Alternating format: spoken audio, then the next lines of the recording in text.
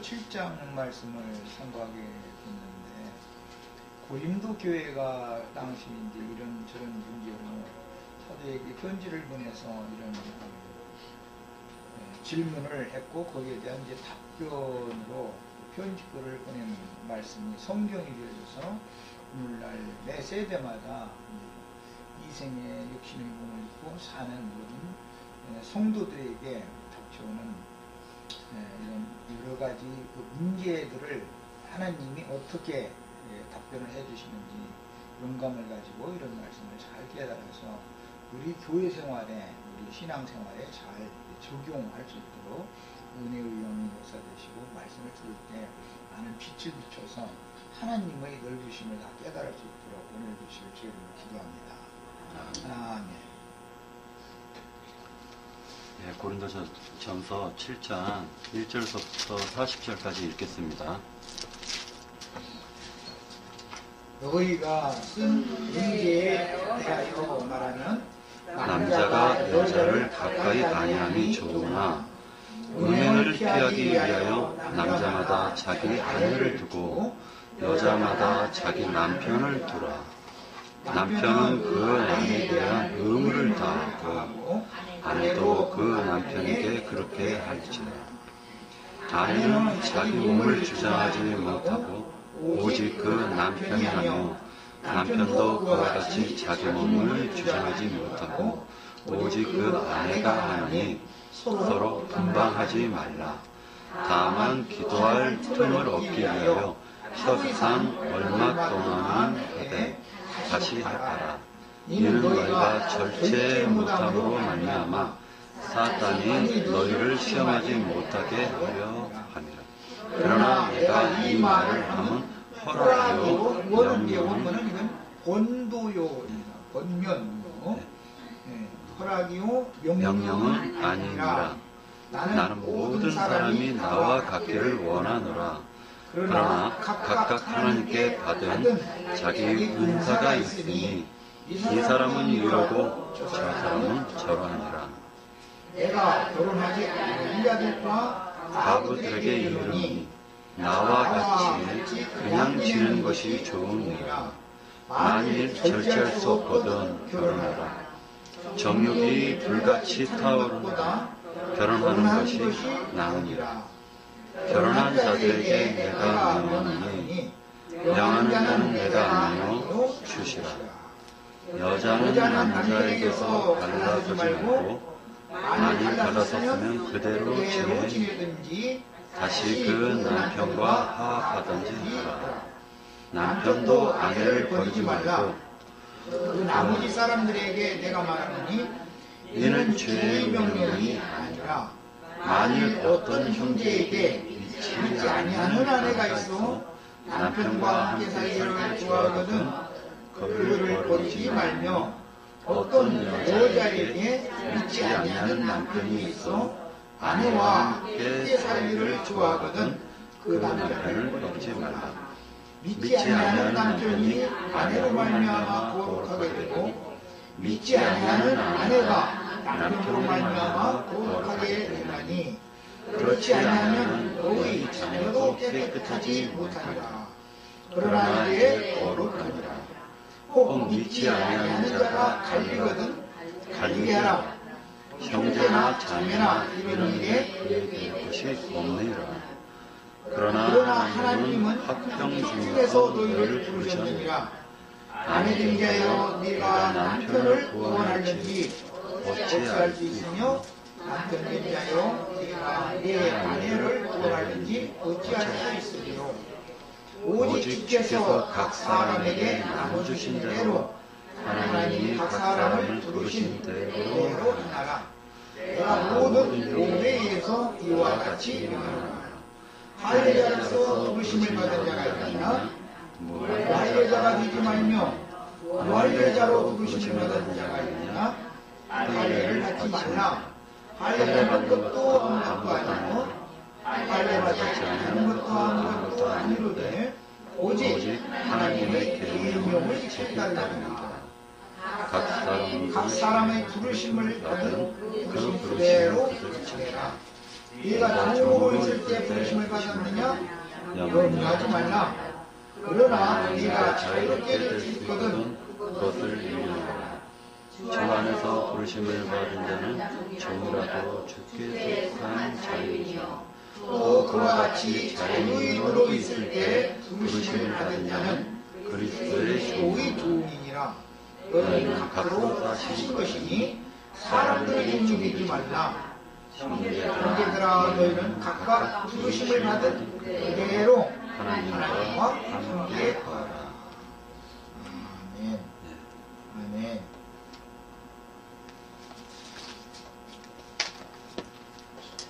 40절까지. 예. 아니요. 전체 다 읽는 거예요? 아니요. 그냥 여기 끊죠. 예, 예. 예. 결혼에 대한 그 7장 문제가 결혼에 대한 문제인데요.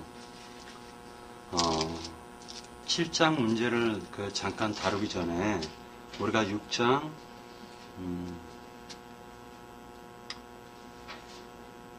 예, 여기 있네요.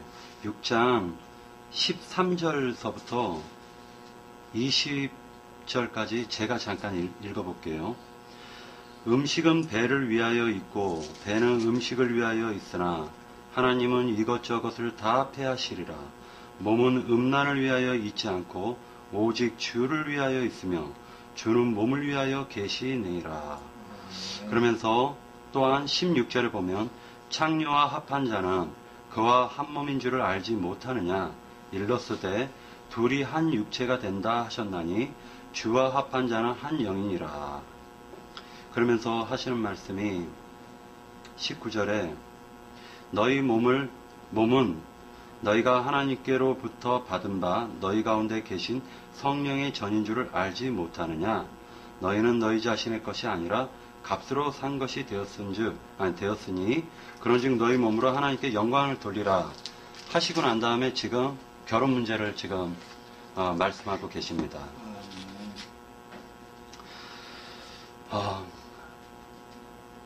이 결혼에 대한 이 부분이 굉장히 신비인 것 같아요.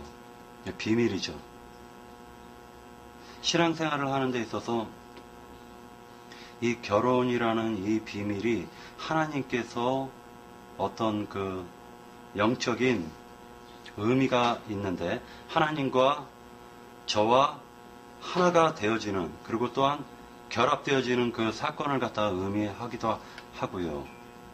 근데 결혼을 갖다가 잠깐 생각하면서 사실 어렵다라는 생각을 했습니다. 그러면서 이런 생각을 해봤습니다. 사람이 태어나가지고 어떤 사람은 돈과 결혼을 해보기도 하고 어떤 사람은 명예와도 결혼을 해보기도 하고 어떤 사람은 남자들 가운데서 특히 어떤 그 노름이라든지 어떤 음행이라든지 그런 것들과 어떤 세상 것을 갖다 추구를 해봐도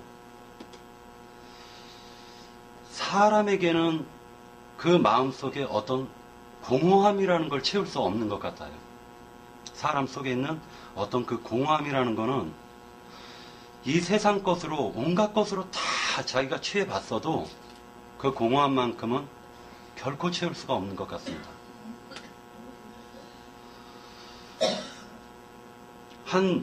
예를 들어서 올림픽에 나간 어떤 선수가 금메달을 따고 난 이후에 공허함은 정말 극도로 공허함에 이렇게 자기가 사로잡힌다고 하더라고요. 그런 것과 같이 인생 자체가 각 사람에게는 어떤 사람이든지 무언가로 이렇게 자기 속에 어떠한 것을 채우려고 하지만 결국에 그것을 다 이루고 난 다음에는 솔로몬이 얘기한 것처럼 바람을 잡은 것과 똑같더라고 얘기를 하죠. 오직 그 공허함을 채울 수 있는 유일하신 한 분이 계시는데 그분이 우리의 참 신랑이 되겠죠.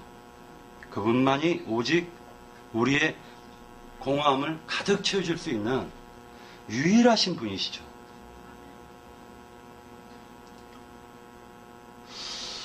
그런 속에서 이제 이 결혼에 대해서 생각을 해보았습니다. 결혼이라는 게, 경상도에 가면은 결혼하지 않은 사람이랑은, 결혼하지 않으면 어른이 아니라고 그러더라고요. 결혼을 갖다가 해야지 어른 대우를 받는다고 하는데, 정말 결혼이라는 걸, 결혼을 함으로 말미암아서 인생에 많은 것을 얻는 것 같습니다. 그 책임도 다 가져야 되고, 남편은 아내를 갖다가 또한 주장할 수 없고, 또한 아내 또한 남편을 갖다가 또 함부로 이렇게 막 주장할 수도 없고, 서로 간에 팔린 것 같아요. 팔린 것. 남편은 아내에게 팔리고 아내는 남편에게 팔린 것 같습니다. 고린도전서 7장에서 말씀하시고 계시는 내용이, 아까 이제 형제님이랑도 잠깐 얘기해봤지만 답이 없어요. 답이 없어요. 굉장히 어렵습니다. 이제 가면 갈수록 고린도전서 이렇게 한 장 한 장 넘어가면서 굉장히 어렵구나. 여지껏 성경의 하나님의 말씀을 정말 너무 낮게 알았었구나, 내가. 지금 깊은 속까지 이렇게 하나님의 깊은 속을 갖다가 하나님의 마음만이 아시니까 하나님께서 주시면 언젠가 알게 되겠죠. 네. 준비한 것은 여러 가지 많은데요. 사실 일요일까지도 이 7장에 대해서 풀리지가 않았었습니다. 7장에 대해서. 단 여기 7장 1절 그 자체도 풀리지가 않았었어요. 그래서 참 이거를 갖다 어떻게 해야 될까 하다가 몇 가지로 그냥 문자적으로라도 일단 정리를 해봐야 되겠다 해서 여러 가지 이제 그 문자적으로 일단 24절까지 그걸 정리를 해봤어요. 결혼을 왜 하느냐? 음행을 피하기 위해서 일단 결혼을 해야 되겠죠. 육신적으로는. 그리고 이제 두 번째로는 아내는 자기 몸을 주장하지 못하고 오직 남편이 하고, 남편도 그와 같이 자기 몸을 주장하지 못하고 오직 그 아내가 한다라는 것입니다. 교회 안에서, 교회 믿음 생활 안에서 신랑은 예수님이시고 남편이시죠. 그 다음에 교회는 그의 아내입니다. 근데 신랑께서는 예수님께서는 참된 나시린이 되셔가지고 자기 몸을 거룩하게 지금 지키고 계세요. 거룩하게. 근데 이 교회도 거룩해야 되는데 교회는 거룩하지가 못하죠. 문제가 많죠.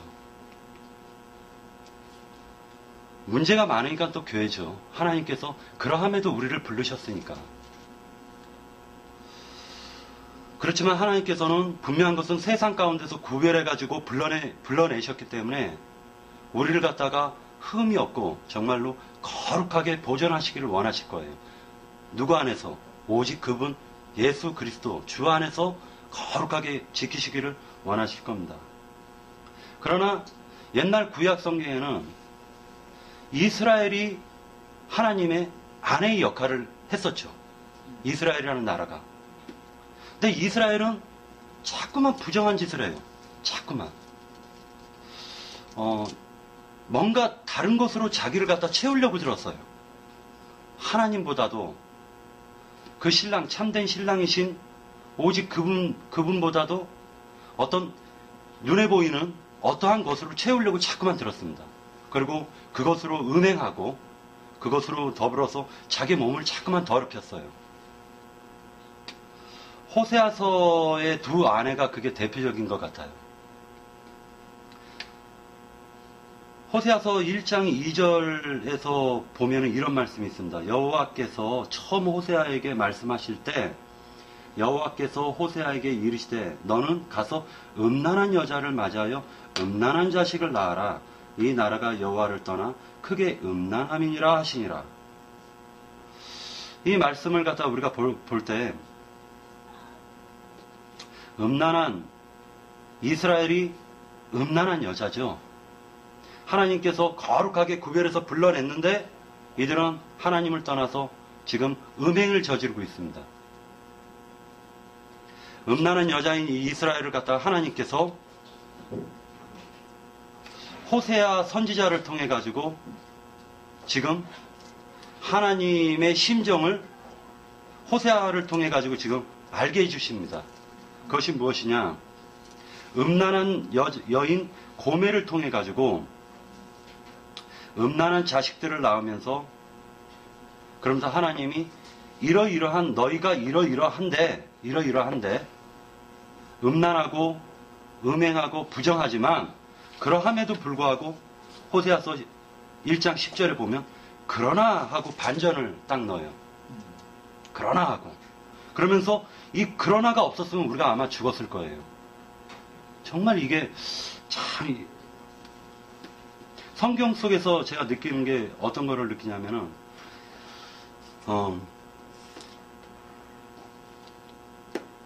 우리 인생, 우리 그러니까 각 사람 한 사람 한 사람, 그러니까 우리가 아내인 각 사람 한 사람들이 전부 다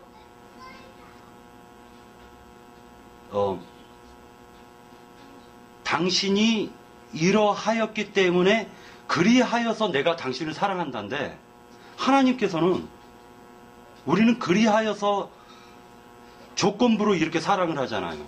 조건부로. 인간이 하는 사랑이지만 그렇지만 하나님께서는 그러나로 복음으로 딱 넘어가요. 부정하고 더럽고 추악하고 음행하고 그러나 내가 너를 사랑한다. 내가 너의 참 신랑이 될 것이고 너는 나의 참 아내가 될 것이다. 그러나로 반전이 딱 됩니다. 또 한 가지 두 번째로 아내는 자기 몸을 주장하지 못하고 오직 남편이 하고 남편도 그와 같이 자기 몸을 주장하지 못하고 오직 그 아내가 한다라고 하였는데 이 말씀 속에서도 여정이 느끼는 것은 예수 그리스도께서 그 영이 되셔서 우리 가운데 임하시고 그분이 우리를 정결하고 거룩하고 흠이 없게 하시더라는 거죠. 오직 그분만이. 그래서 결국에는 고린도전서 6장 17절에 주와 합하는 자는 한 영이니라. 한 영이면서 또한 창세기 2장 24절의 말씀이 우리가 이제 떠오르는 거죠. 아담과 하와가 한 몸이 된다라고 얘기를 하셨기 때문에 이것이 복음인 것 같습니다. 우리가 아무리 여자에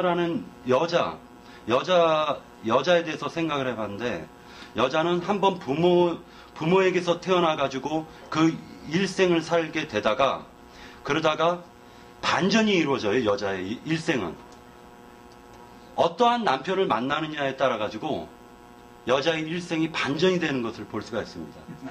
예. 팔자 고친다고. 예. 그게 그러나인 것 같아요. 그게 복음인 것 같아요. 우리가 그러나가 없었으면 정말 우리는 큰일 날 뻔했습니다. 죽을 뻔했어요. 다 하나같이 전부 다 말하자면 음행하고 더럽고 정말 하나님 앞에 우리는 바로 쓸 수 없는 존재였지만 그러나 하나님께서 우리를 갖다가 사랑하셨기 때문에 우리가 지금 이렇게 하나님이 주시는 믿음으로 하나님과 연합이 될 수 있었던 것 같습니다. 또 최근 들어와가지고 제가 며칠 전에 이제 그 신천지에 계신 어떤 분들이랑 얘기를 나눴는데 사실 저는 얘기하고 싶은 마음이 없었어요. 왜냐하면 서로 헛된 변론만 할 수밖에 없기 때문에 얘기하고 싶지 않았는데 그날 이제 시간이 돼가지고 잠깐 얘기를 나눴습니다. 근데 신천지뿐만 그런 것이 아니라 우리도 예전에는 아마 그랬을 겁니다. 저 또한 얼마 전까지만 했어도 이 성경에 있는 하나님의 말씀이 전부 다 나에게 하시는 말씀인데 저는 그걸 갖다 생각하지 못하고 맨날 이스라엘은 저주를 받고 바리새인들은 저주를 받고 마귀의 자녀고 나는 구원받았다 막 이런 형식으로 이제 생각을 맨날 그런 형식으로 해왔었는데 신천지에 계신 분들이랑 얘기를 하다 보니까 전부 다 하나같이 이 세상 기독교계는 이제 썩어서 문드러졌고, 그러면서 자기네들은 이제 14만 4천 안에 들어가서 이제 구원을 받는다, 이제 그러고 있더라고요. 그래서 답답해서 뭐라 얘기를 했냐면은, 나도 예전에 당신들처럼 생각을 했었는데, 성경에 하나님의 진리의 말씀이 나와 상관이 없으면 이게 무슨 의미가 있냐. 만약에 성경에 환난의 때가 있으면 그것이 나와 상관이 없으면 무슨 의미가 있냐. 주님께서 구름을 타고 재림을 하신다고 하는데 그 재림이 지금 내 안에서 이루어지지 않으면 그게 나와 무슨 상관이 있냐. 남들은 그렇게 해가지고 구원을 받는다 손치자. 그럼 나는 뭐냐? 나는 어떻게 될 거냐? 내가 구원받지 못하면 이 성경이 무슨 의미가 있냐? 그렇습니다. 뭐냐면은 하나님이 신랑이라고 하면서 그 신랑을 안 기다려요. 자기 안에 영접을 하지를 않아요. 그리고 이 성경은 전부 다 남의 얘기예요. 축복이라는 말은 다 자기 것이에요. 저주는 다 저쪽에 있는 저기 순복음도 저주 뭡니까? 제치를 안 시켜도들도 이제 저주받고 여호와 증인들도 그런 사람들은 다 지옥 가기로 예정됐다 이거죠. 답답하지만 그 속에서 제 모습을 볼 수가 있었습니다.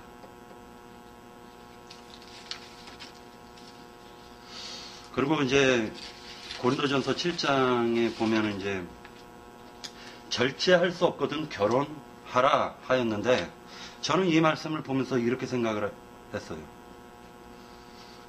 우리가 그러니까 죄라는 것이 우리가 지키려고 어떤 율법적 행위를 갖다가 하려고 하다 보니까 도저히 안 되잖아요. 그런 것처럼 우리가 스스로 의로워지려고 하나님은 하늘에 계십시오. 제가 지금 탑을 쌓아가지고 올라가겠습니다. 한만 공들여가지고 탑을 쌓아도 안 되잖아요. 야, 이게 안 되는구나. 이게 될 수가 없구나 하는 자는 이제 결혼을 해야 되는 거예요. 예수님 만나서. 절제할 수 없거든 결혼하라. 이것은 절제할 수 없으니까 우리는 다 절제할 수 없는 사람들이니까 오직 예수님이 우리에게 절실히 필요합니다. 라는 생각을 하게 되었습니다. 아내는 남편이 살아있는 동안에 매여 있다가 남편이 죽으면 자유와 자기 뜻대로 시집갈 것이니 주 안에서 하라. 이것이 이제 마태복음 5장 31절에 보면, 또 일렀을 때 누구든지 아내를 버리거든 이혼 증서를 줄 것이라 하였으니, 나는 너에게 이르노니 누구든지 음행한 연고 없이 아내를 버리면 이는 저를 간음하게 하며, 또 누구든지 버리는 여자에게 장가드는 자도 간음함이니라 라고 이제 말씀하고 계십니다.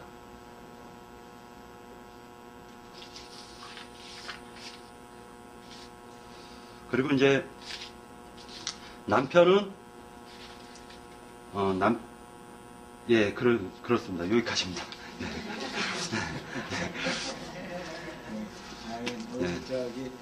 요즘에 우리 박형제 아주 영적 신부가 대단한 것 같아. 그리고 주님께서 우리 박형제 지금 세우느라고 많은 것들 이렇게 하게 해서, 내가 보기에는 우리 박형제가 전에는 영적으로 꽤 교만하다 생각했는데 요즘에 이제 많이 깨지고 있구만. 가만히 들어보니까 아주 몇 년 깨지다 보면 나중에 가라되겠지 뭐 이제. 많이 깨져야죠. 예, 이 고린도전서 7장 우리 형제님 지금 이제 여러 가지 생각한 것이 아주 생각이 잘못된 게 없이 아주 잘했네요. 성경은 늘 육신적인 어떤 것을 사건이나 사물이나 이런 걸 예로 들어서 이제 영적인 것을 설명한다라는 것이 성경이 늘 나오는 말입니다. 혼인에 관한 것도 첫 아담에게는 육신적인 혼인, 둘이 한 육체가 되어라. 육적인 혼인을 명령하셨죠. 그러나 신약에서는 주와 합하는 자는 한 영이다. 이제 영적 혼인으로 이제 신약은 이렇게 말을 하는 거예요. 원래 그 혼인을 위해서는 지금은 이제 뭐 세상이 이제 개화되다 보니까 총각 처녀가 이렇게 밖에서 저끼리 부모님과 상관없이 그냥 어떻게든 이제 만나서 혼인도 이제 하게. 지금은 또 혼인도 하는 게 아니라 거의가 그렇게 하죠. 중매로 옛날처럼 하는 경우는 지금은 아주 희소하죠. 이제 시대가 많이 바뀌어진 거고, 그렇게 서로가 이제 그 상대의 그 배필을 만나는 것이 이제 옛날하고는 지금 많이 이제 달라졌습니다. 근데 이제 사회의 변천이라고 할 수가 있겠죠. 그런데 오늘 이제 고린도전서 7장에서 바울 사도에게 편지로 이제 이런 교회 내에 이런 문제들을 이제 질문을 한 거죠. 그러니까 이제 바울 사도가 본인이 직접 갈 형편이 그때 당시는 안 됐으니까 답장을 이렇게 편지글로 해서 보낸 거예요, 고린도 교회에. 그런데 이제 그때 당시 고린도 교회에서는 뭐가 문제가 됐냐면 예수님이 내일 모레 곧 온다. 오늘날 이제 기독교인들식의 신앙이죠, 말하자면. 그런데 예수님이 내일 모레 곧 오는데 세상에 시집가고 장가가고 이게 하는 게 좀 이상하지 않냐. 이제 이런 의구가 일어났기 때문에 이런 질문을 당연히 해서 보냈겠죠. 이제 데살로니가 교회와 이 고린도 교회가 가장 어린아이 교회로서 데살로니가 교회도 주님의 재림에 관한 것이 가장 많은 그 분분한 논리들이 있었던 게 데살로니가서잖아요. 주님이 내일 모레 곧 오는데 말이야. 일은 뭘라고 하고 말이야. 지금 있는 거 그냥 먹고 마시고 그냥 나의 일은 할 필요도 없고 이제 이런 식인 그런 사고가 팽배해 있었던 때단 말이에요, 지금. 이제 원래 그 당시의 배경을 이해를 하셔야 돼요. 이런 편지의 질문이 왜 나왔는지.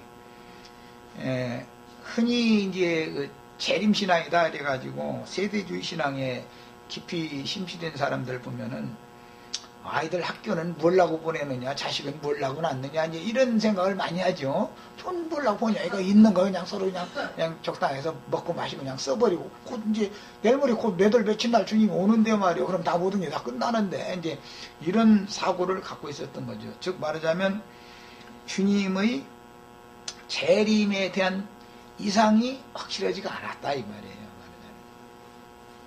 이미 주님의 재림은 이미 완결되었고 계속되는 중이었지만 거기에 대한 깨달음이 없었던 거죠.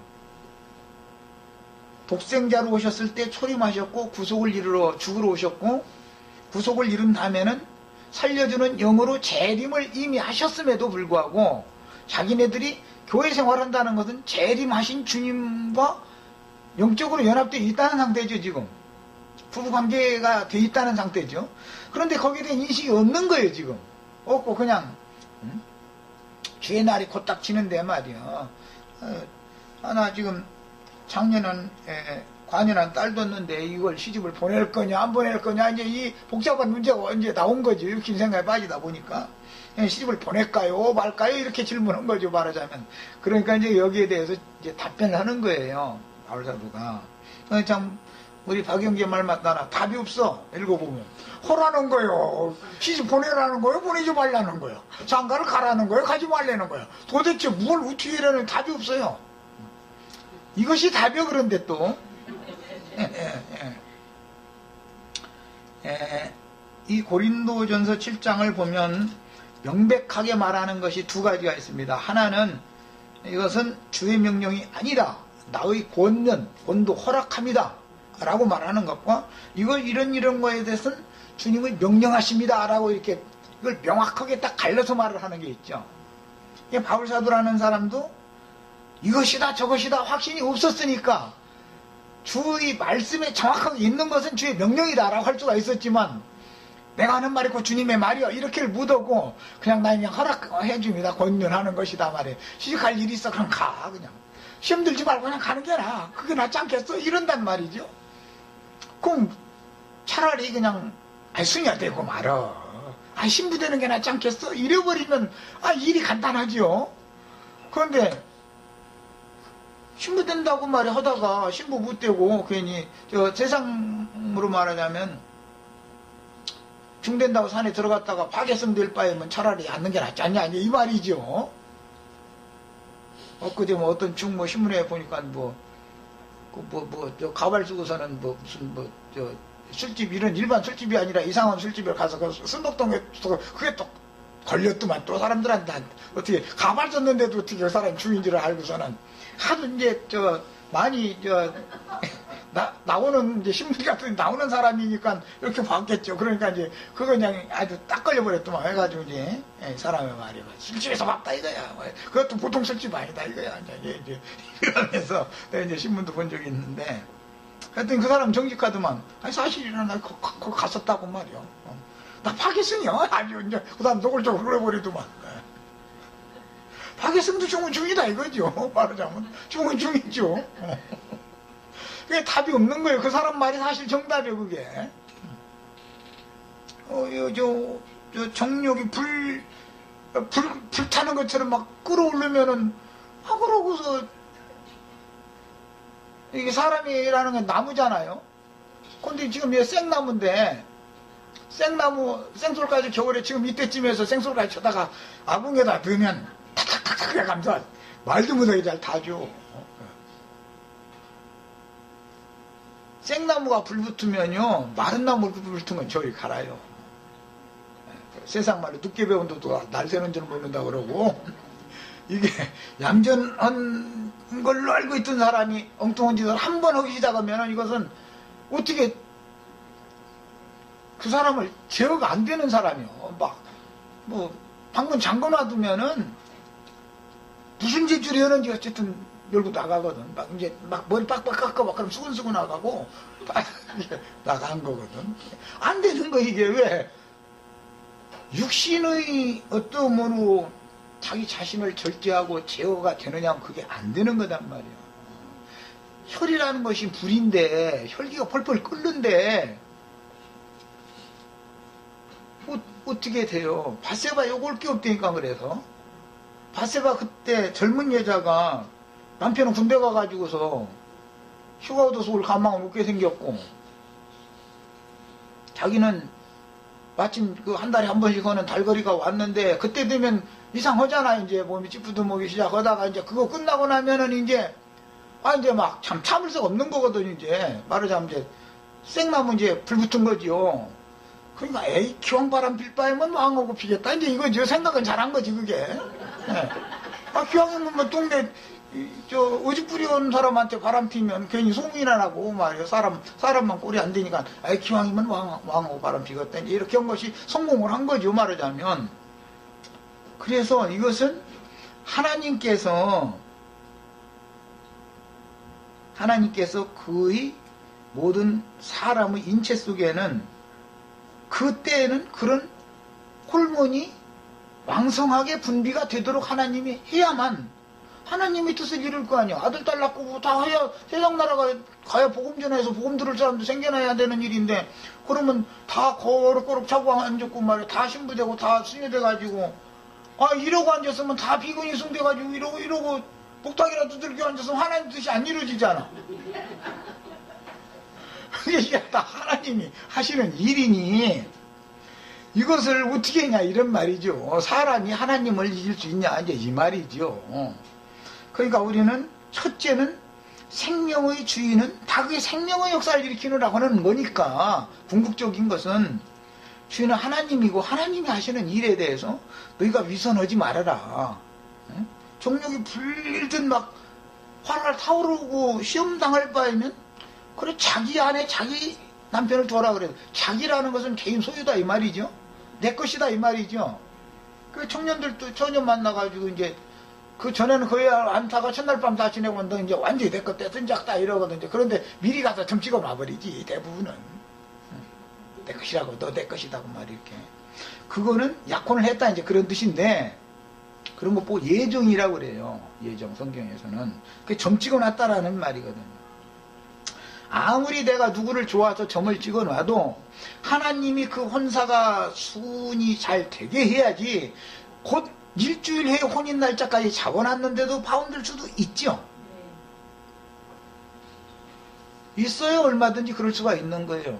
그게 잘 넘어가야 되는데 남자의 문제 같으면은 50%가 못 넘어갈 거지만 여자 문제 같으면은 이거는 100%가 안 넘어가는 거예요. 이제 이거는 이제 안 되는 거예요. 일주일 후에까지 날짜까지 잡아놨는데도 여자는 용납이 안 돼. 이게 남자 같으면 아이고 그냥 날짜까지 다 잡아놨으니까 그냥 마음에 안 들어 개 끌려가도 그냥 이게 끌려갈 수밖에 없게 되고 이제 대부분 이제 이런 경우가 참 많죠.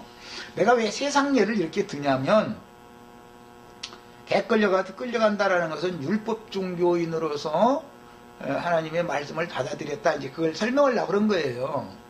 은혜가 되어져 가지고 받아들인 것과 억지로 마음에 들지도 않는데 마음에 없는 짓을 하는 경우가 있을 수가 있죠. 여자라는 건 그럴 수가 있잖아요. 그런데 남자는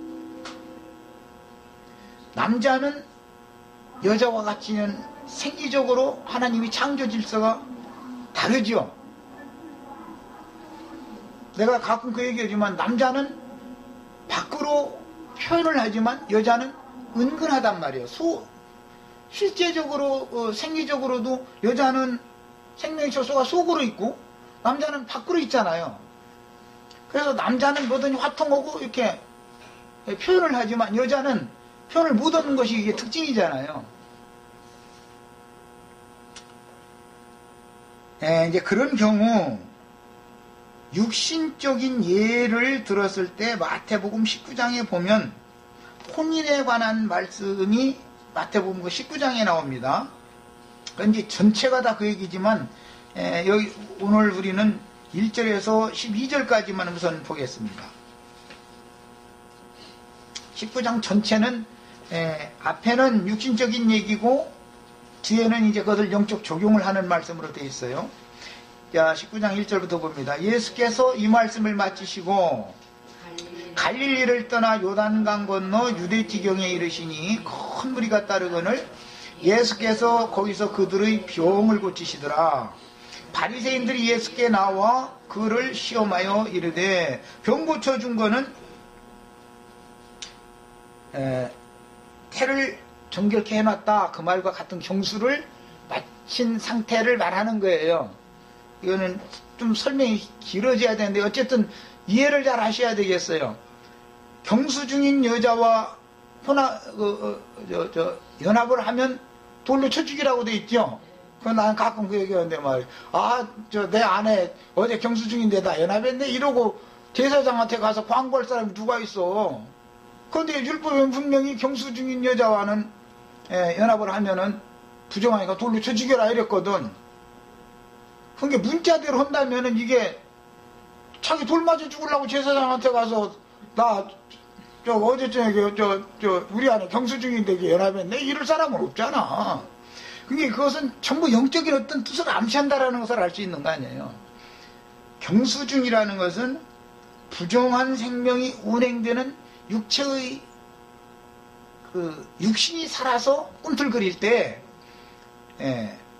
그런 것을 상징하는 거기 때문에 육적 욕구, 욕망 이런 것이 강렬하게 역사되는 그런 사람, 즉 세상 저 뒤에 보면 이제 청년이 자물이 많음으로 하나님 주님의 말씀을 듣고 심히 근심하여 이제 가버렸다.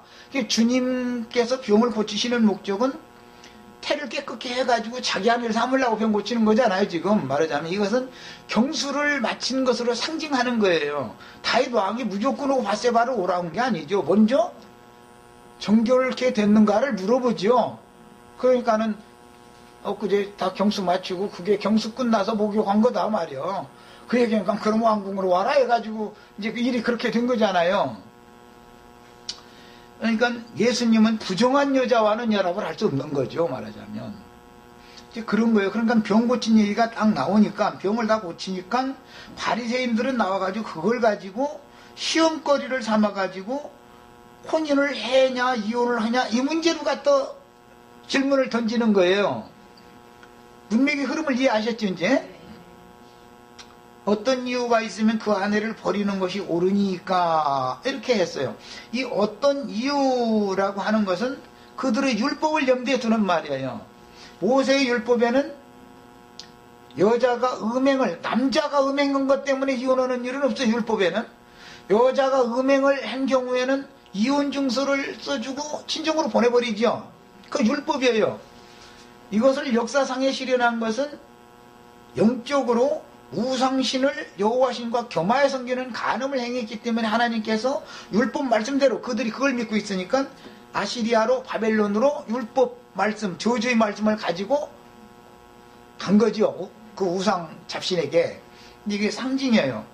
그래서 어떤 이유가 있으면 그 아내를 버리는 것이 옳으니까, 그러니까 예수께서 대답하여 이르시되 사람을 지으신 이가, 사람을 지을 때 생리적으로 남자라는 말은 제가 여러 번 말씀드리지만 남자는 밖으로 생명이 밖으로 나타나 있죠. 여자는 생명이 안으로 나타나 있죠. 왜 이러느냐, 이게 짝을 지켜 하려고 그런 것이잖아요. 백피를 삼게 하려고 그렇게 만든 거예요. 만약에 여자도 남자도 다 밖으로 나왔다 그러면 참 이건 아무것도 안 되는 일이죠. 남자도 여자도 다 안으로 만들어 놨다 그럼 뭐가 되겠어요? 아무것도 안 되는 거지.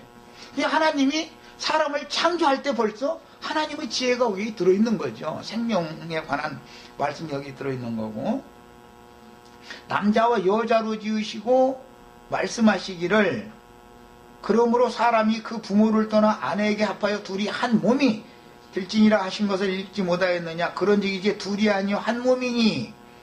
이걸 염두에 두고 고린도전서 7장 얘기를 했었던 거예요. 그러므로 하나님이 짝 지어주신 것을 사람이 나누지 못할지니라. 그러니까 하나님이 짝 지어주었으면 무슨 연고가 이유가 있으면 아내를 버린 것이 옳습니까? 라고 질문을 했을 때 안 된다라고 대답을 했다라는 말이죠. 이유가 있어도 안 된다. 예수님이 대답은 결론적으로는 이걸 한 거예요. 그러니까 여짜오되 그리하면 어찌하여 모세는 이혼 증서를 주어서 버리라 명하였나이까. 이게 율법이죠. 예수께서 이르시되 모세가 너의 마음의 완악함 때문에, 마음의 완악함이다 그랬는데, 이건 이제 레위기 율법 보면 자매님들한테는 좀 죄송한데 성녀라는 말 들어보세요. 성녀. 성녀가 아니라 돌석자를 말하는 거야. 사람인데 여자인데 돌과 같다 이 말이요. 여자를 보기를 돌같이 돌보도 되라. 만약에 그렇게 말을 하면 고자 되라 그 말이겠죠. 그런 뜻이에요. 그래서 성녀라는 말이에요. 마음이 완악한 사람이라는 것은 남편을 원하는 마음 자체가 안 나와. 이제 그때가 됐는데도 그 호르몬 분비가 안 되는 거야. 경수를 마쳤는데도 호르몬 분비가 안 돼. 그러면 남편을 원하지 않기 때문에 근본적으로 이 사람은 생산할 수 없는 여자죠. 그런 경우를 일러서 성녀라고 그래요. 남편을 전혀 원하지 않는다 이거예요. 남자들 보고는 여자를 원하지 않는다 그러면 고자라고 그러죠. 고자. 생리적으로 그렇게 만들 수가 있는 거예요. 그렇게 태어날 수가 있죠. 이것은 영적으로 예수님이 마음의 완악함이라고 표현을 했어요. 서로가 상대를 원하지 않는다 이거예요. 야, 율법 말씀으로 굳어져 있으면은 남편이신 예수님을 원하지 않죠. 오셔서 내가 너 사랑해 사랑해도 사랑이 뭔 소리죠? 이러고 있고 이러면 답답한 일이죠 이거. 그래서 과거에 모세가 유대인들은 다 성녀들이었기 때문에 성녀는 남편이 살 수 없죠. 남편은 정상인데 아내는 성녀요. 그럼 살 수 없죠. 아내는 정상인데 남편이 고자요. 그럼 살 수 없죠. 이걸 살려면 아까 저 고린도전서 7장 말씀 말잖아. 마른 장작인가 불리듯 한다겠나. 정욕이 불같이 타오른다 그렇게 했죠. 그런데 한쪽은 불같이 타오르는데 한쪽은 날마다 찬물 갖다 끼얹으면 이건 일이 안 되는 거지. 아무것도 안 되는 거죠. 이 얘기예요. 자, 그러니까 유대인들은 메시아를, 남편을 원하지 않는 사람들이다 이거예요. 성녀들이다 이거예요. 그런데 세리와 창기와 모든 사람들, 이 죄인들은 남편을 원하는 사람, 간절히 원하는 사람들이 아주 바세바에 말하자면. 예. 그런데 부정했기 때문에 부정한 데에다가 거룩한 씨를 심을 수가 없으니까 우선 병부터 고치는 거예요. 이게 비유적인 표현들인 거예요. 그 다음에 완악함 때문에 아내 버림을 허락하였다. 남편을 원하지 않는 근본적인 성녀들이었다 이거죠. 그러니까 그래? 그러면 하나님은 아내를 원하는데 여자가 남편을 원하지 않는다고 하면 버리고 좋은 여자 어디 하지? 그래서 새 여자 얻었는데 그게 세리와 창기와 모든 죄인들이었죠. 이 사람들은 회개하고 돌이켜서 육신적으로 보면 죄인이지만 회개하고 돌이켜서 영혼은 마음 그릇은 깨끗한 그릇이고 그 마음에 간절히 원한다 이거예요. 이제 뭔 소리인지 충분히 아시겠죠? 그러니까 나는 차라리 그 여자가 더 좋다 이거예요. 외모로 볼 때는 너희가 볼 때는 저 여자는 버림받은 여자 같지만 나는 너희를 버리고 나는 저 여자가 더 좋아 그런 거죠. 말하자면 외면적인 거룩함을 따지자면 이 사람들이 훨씬 더 하나님은 아내들 자격이 있지만 하나님이 마음 그렇지는 않다는 거죠. 원치 않는 여자와 난 살고 싶지 않다 이 말이에요. 말하자면 참 이거 해석하기 굉장히 어렵네. 그래서 내가 너에게 말을 누구든지 음행한 이유 외에 아내를 버리고 다른 데 장가드는 자는 간음하는 것이다. 그러면 구약의 여호와 하나님이 간음했겠어요? 간음할 리가 없죠. 하나님은 거룩한 분이니까 이 음녀가 성녀였기 때문에 그들의 저주의 말씀을 받아가지고 완악한 그 저주의 말씀으로 마음이 굳어진 거예요. 말하자면 완악한 그 마음에 율법 말씀을 받아가지고 율법의 저주를 실현하는 자기가 좋아하는 남자에게 성녀만 또 좋아하는 놈들이 있어. 그게 자기 아내도 아니면서 기둥서방 노릇하는 거 좋아하는 사람들이 있거든. 그 창조촌 이런 주변에는 꼭 그런 놈들이 있는 거예요. 그게 그래서 바벨론 왕에게 아시리아 왕에게 보낸 거단 말이야. 그랬는데 여기 가서 이 여자가 정절이 있는 여자 같으면 바벨론의 신에게 가서 절을 하면 이제는 안 되는 거지요. 쫓아낼 때는 너 이거 가지고 친정해가 그 말은 가서 때가 될 때까지 근신하고 기다리라 그 말이지. 내가 너 그렇게 사랑한다도 내 사랑을 안 받아주기 때문에 내가 너 정신 좀 차리라고 친정에 보내니까 그게 유다의 며느리 다말 얘기잖아요. 그랬더니 가서 다른 남자하고 이상한 짓을 했다고 소문이 딱 들려. 그럼 이건 불로 살라서 죽이는 거예요. 원래 유대인의 율법은 불살라 죽이는 게 없는 거예요. 돌로 쳐 죽이면 돌로 쳐 죽였지. 그런데 유다의 며느리 보면 그거 불살라 죽여버리라고 막 그러잖아요. 그게 이제 율법이 져준 것이거든요. 상징이에요. 그러니까 이제 이번에는 제자들이 이르되 만일 사람이 아내에게 이같이 할진대 장가들지 않는 것이 좋겠습니다. 아니 음행한 이유가 없이 아내를 버리고 다른 데 장가들면 그게 간음하는 것인데, 그러니까 너희는 아내를 버릴 수 없어 라고 예수님이 못 박아서 말씀하시니까 제자들도 유대인의 율법에 따라서 아니 아내가 성녀면 버려도 된다고 알고 있었는데 버리면 안 된다라고 지금 예수님이 답변을 하니까 그럼 차라리 처음부터 장가를 안 드는 게 낫잖아요. 이제 이런 거예요. 이제 제자들이. 그러니까 예수님이 이르시되 사람마다 이 말을 받지 못하고 오직 타고난 자라야 할지니라. 그러니까 고자로 타고났으면 뭐 성녀 고사로도 문제 없죠. 고자는. 그런데 문제는 하나님은 고자가 아니니까 문제죠. 하나님은 수많은 자식을 퍼뜨리잖아요. 고자가 아니죠. 그 여자의 마음이 완악한 것이 문제지. 하나님이 고자가 아니잖아요. 그냥 둘이 바란스가 안 맞는 거예요. 지금 그 얘기예요. 그런데 육신적으로 볼 때는 성녀로 태어났으면 시집을 애당초 안 가고 혼자 살면 되는 거예요. 고자로 태어났으면 장가들지 않고 혼자 살면 되는 거예요. 그런데 서로가 바란스가 안 맞게는 만나지 말아라 이 말이에요. 근데 정확한 답이 없는 거죠. 가지 말아라 이렇게 돼 있는 게 아니죠. 하나님의 창조 질서에 순종해라 그게 답이죠. 그래서 어머니의 태로부터 든 고자도 있고, 이건 생리적으로 이미 그렇게 태어났다 이 말이고, 사람이 만든 고자도 있고, 이것은 저 로마교 신부 중에 교황 중에 누구도 그거 이게 거세라는 말 본 소리인지 아시죠? 옛날에 왕실의 그 왕을 보필하는 사람 넷이라고 그래요. 그 사람은 그 거세를 해야 돼요. 왜냐하면 그 궁에는 여자들이 수도 없이 많은데 만약에 이거 문제를 자꾸 이렇게 싸면 왕 곁에서 왕을 보필하는 사람은 들 수가 없잖아요. 그러니까는 이제 거세를 하는 거예요. 이제 이렇게 사람이 만든 고자도 있는데 이 사람이 만든 고자는 위선이다 이걸 말하는 거예요. 이건 뭐죠? 신부, 여자 같으면 수녀, 이 여자 같으면 이제 저래 중 같은 비분 여성이고 말이야. 이걸 억지로 하는 것은 그러면서 밤마다 잠도 안 자고 날마다 머릿속에서는 막 참새들이 날라왔다 까마귀가 날아왔다 막 날아다니고 몇 시간씩 잠을 못 자고 시달침을 당하고 그것도 그냥 그때만 나고 그다음부터는 딱 끝이야. 그러면 얼마나 감사한 일이겠어요. 그런데 날마다 그런다 그러면 차라리 자기 남편을 두는 게 낫겠죠.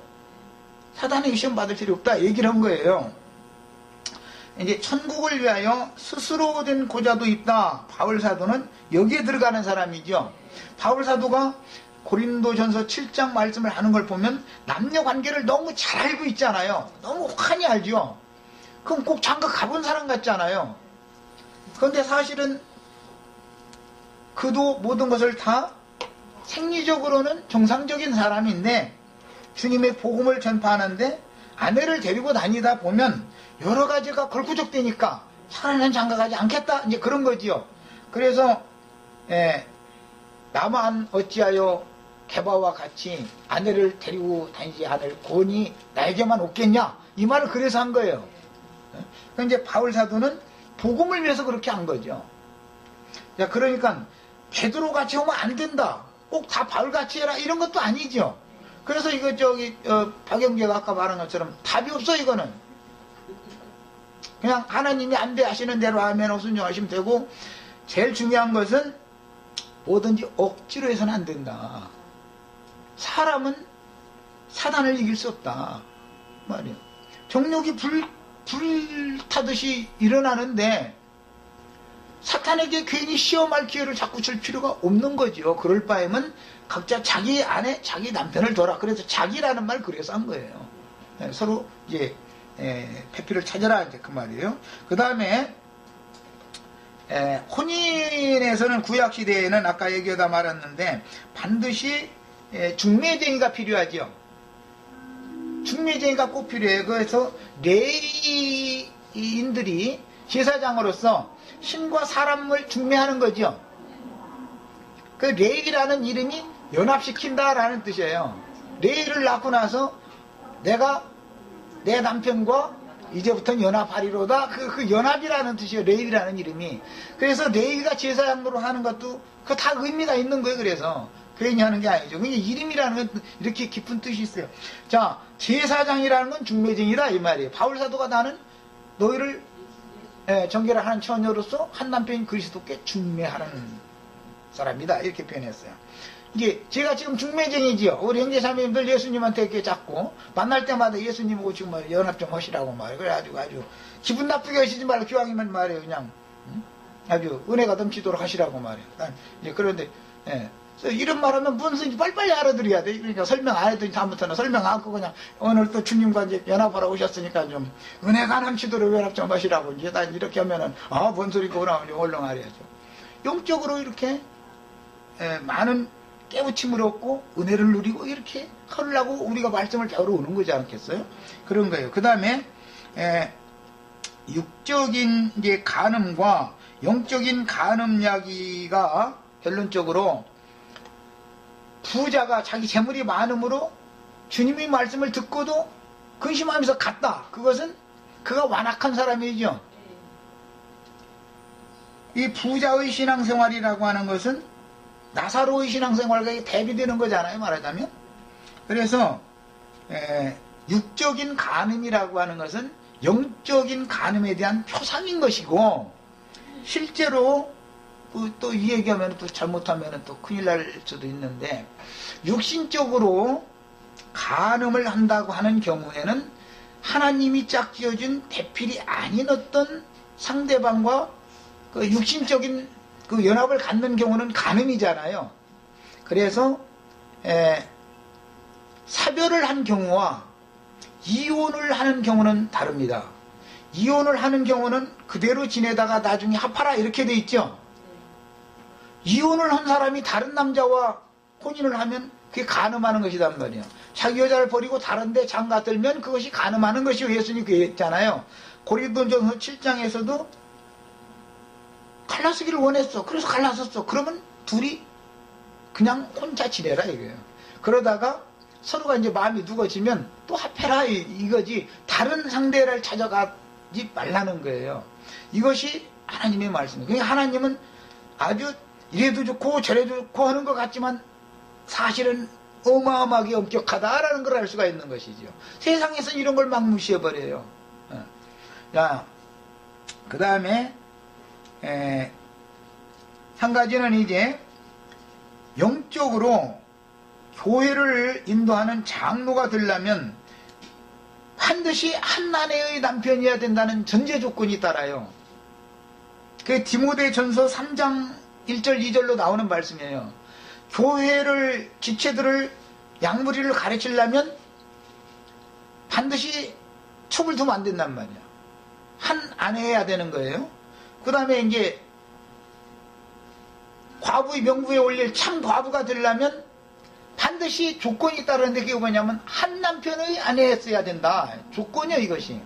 이제 이마만큼 한 면에서 보면 확 답이 없는 것 같은데 사실은 훨씬 더 엄격한 구약의 율법보다도 더 엄격한 법을 적용한다라는 것을 이해를 하셔야 되겠어요.